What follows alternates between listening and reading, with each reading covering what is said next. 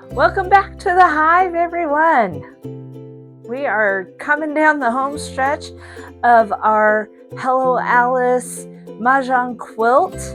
We've got just a couple more steps. We're going to put it together and then we're going to get on to the quilting of it.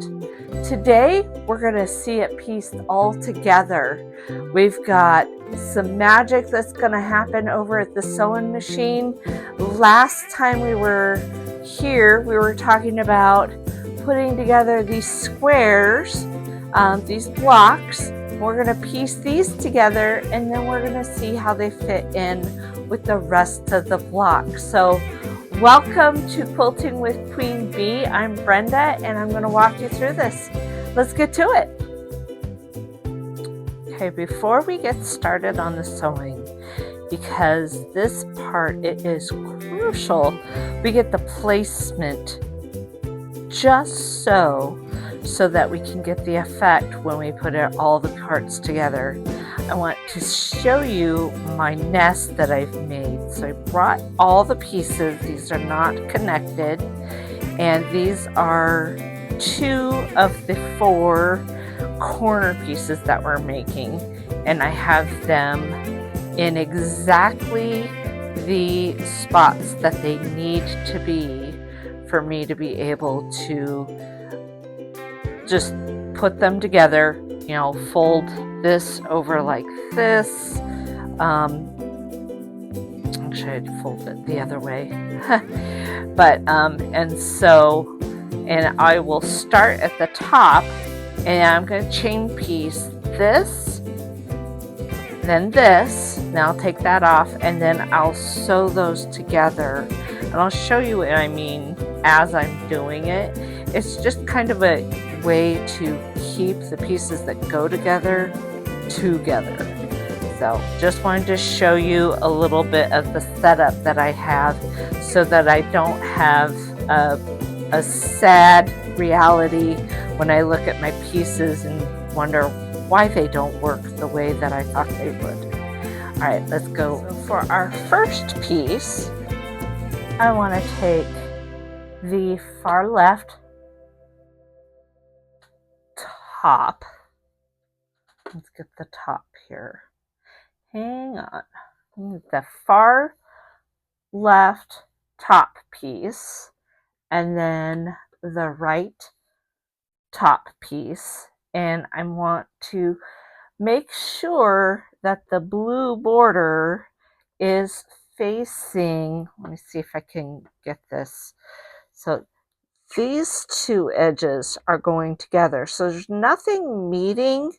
There's no seams to match or anything like that.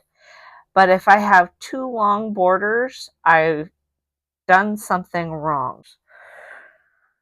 So we just want to, this is the part where I'm going to take it slow every single time, because that will help me not have to undo any of my sewing. So now I know I've got it right. I can go ahead and just sew this part together.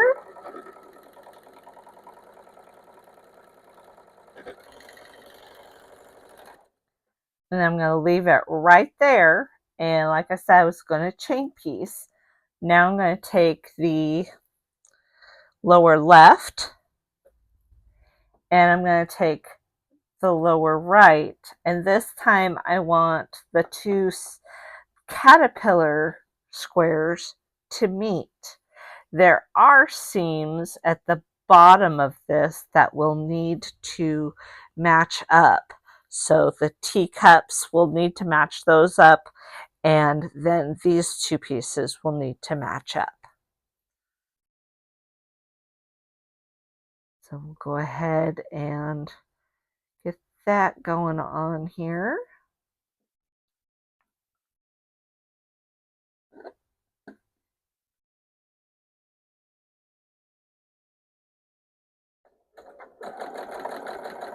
Now I'm going to take a few stitches, anchor it there, and then I'm going to feel underneath And I'm making this bottom seam, I'm making it go up and have my top seam down so that you can feel it just kind of lock in there as a lot of times people call that nesting. It just creates a nice crisp meeting of the two corners.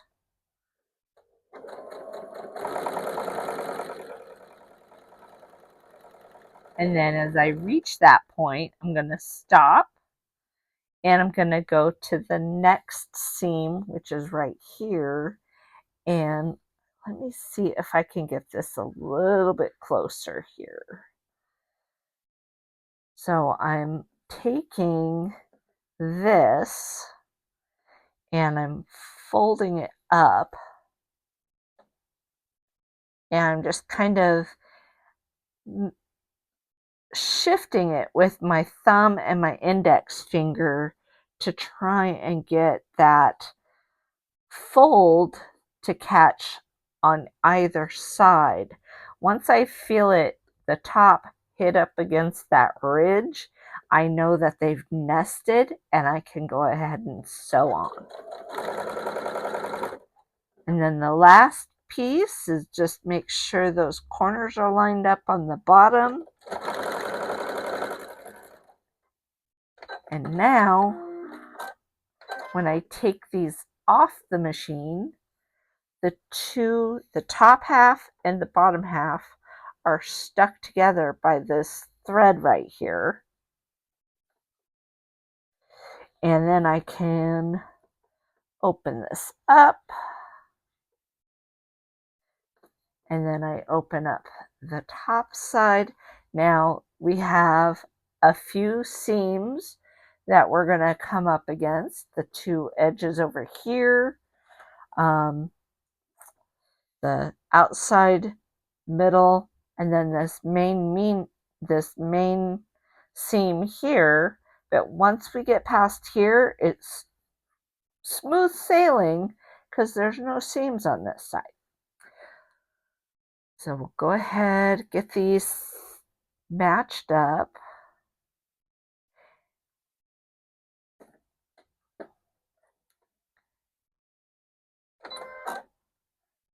And take just a couple of stitches to get it anchored, and then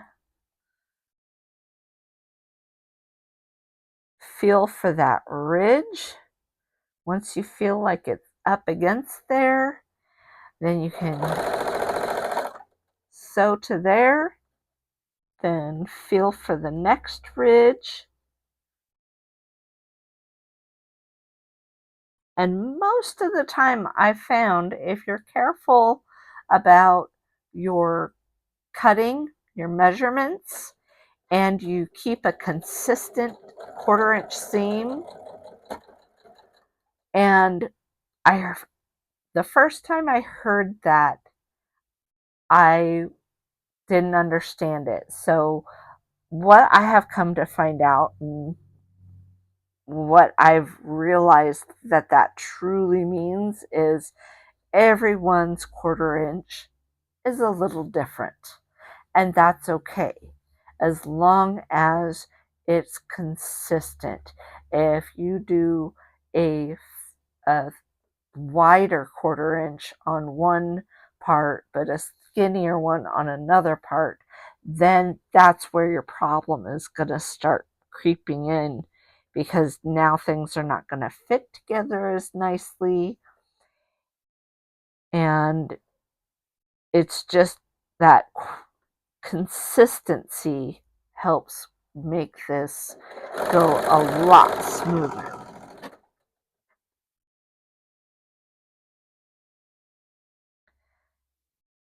And, just having fun with it, having fun with the process.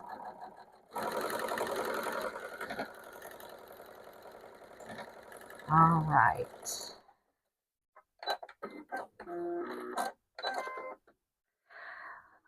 Let's take a look at this, should we? All right, so I haven't ironed it yet, but here is, if you can imagine, the bottom right corner of the quilt. So we are going to go ahead and iron this block so it lays flat. And then we're going to move locations. We're going to go out on location because my sewing room is not big enough for me to make quilts in, and that's really all that matters, but not big enough that I can show you what these quilts are going to look like. So we're going to go on location and we'll go to a different part of the house that I can show you what this is all going to look like when it's put together.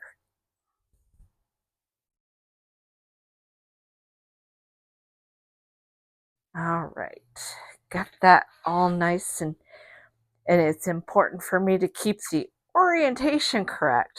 This accent piece has to be facing up. So with that in mind, let's go on location.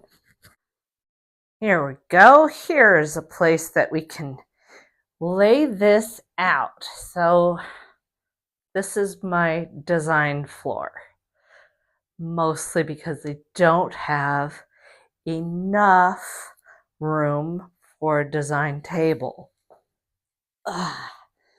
So keeping in mind, this always indicates that it needs to be going to the center.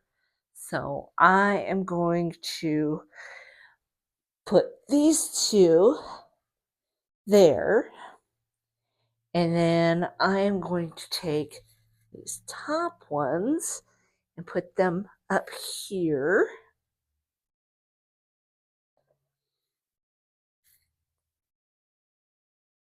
And here is our center square. And then we have Her Majesty, the Queen. We've got Alice.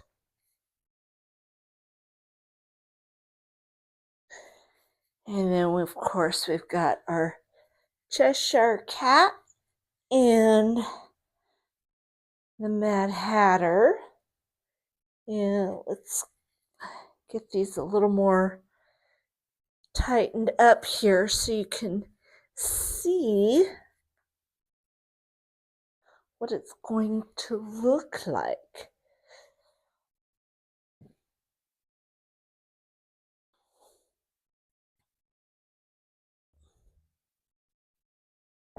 Okay. Then we'll go around and these other ones. Kind of, and all it is just a giant 9 patch. There aren't any weird seams that you have to worry about. You just put it all together. The only seams that we're going to worry about are going to be the ones that are joining the rows and the columns. And this is the vision that I had. So with that, let's go ahead and put this back together and we'll have our quilt top. Normally, I would chain piece this because the blocks are so very big. I am just going to go row by row. So I've got my first 2 pieces and I'm just going to start sewing them together, and then I'll sew the rows together, and then we could decide if we want to put borders on it or if we want to leave it be. So here we go.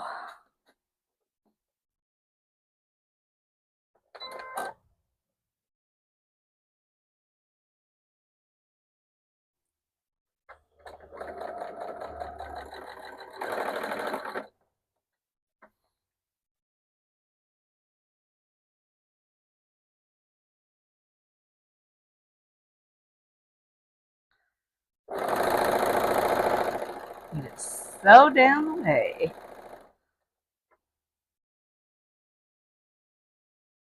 This is probably one of the most gratifying pieces to just see it come together. And really, this is a quilt that could be done in a day.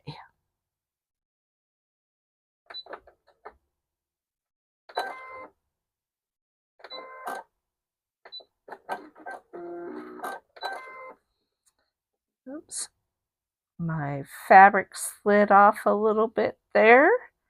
Just want to make sure that we're still in line. And we are.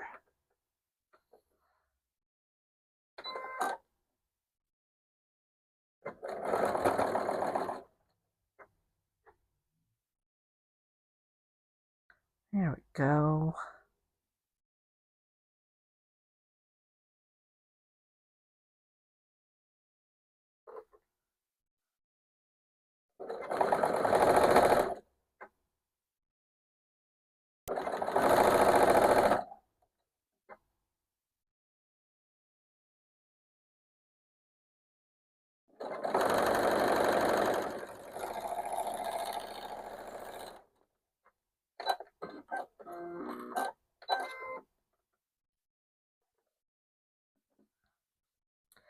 And then we'll take the far side and we'll attach it to the other side of the center square.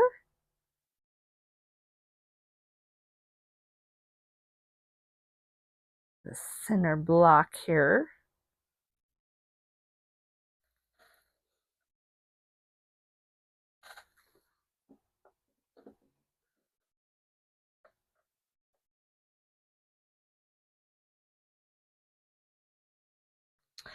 You know, I had a hard time deciding which one of the characters I wanted to be in the center. At first I thought maybe Alice, because after all, the book was named after her. But then I was like, maybe the Queen, because she plays a main character. And, you know, she's famous. Ultimately, I landed on the hare because without him leading Alice down the hole, we would have no fantastical story. I don't know. What do you think? Do you think I should have put Alice in the middle?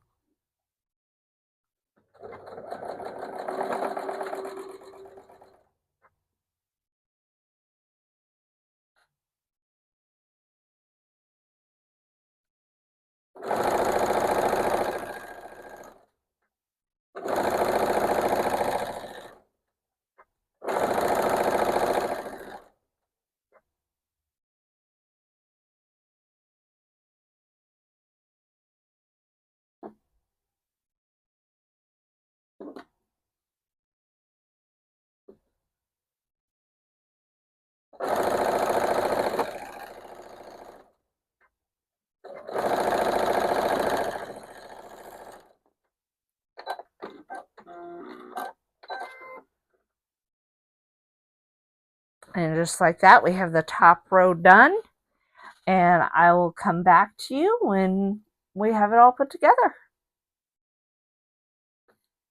Okay, so here we have the finished top.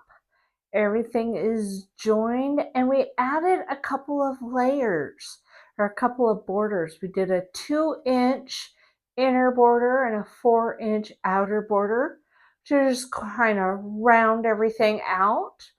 And the next step will be to quilt this.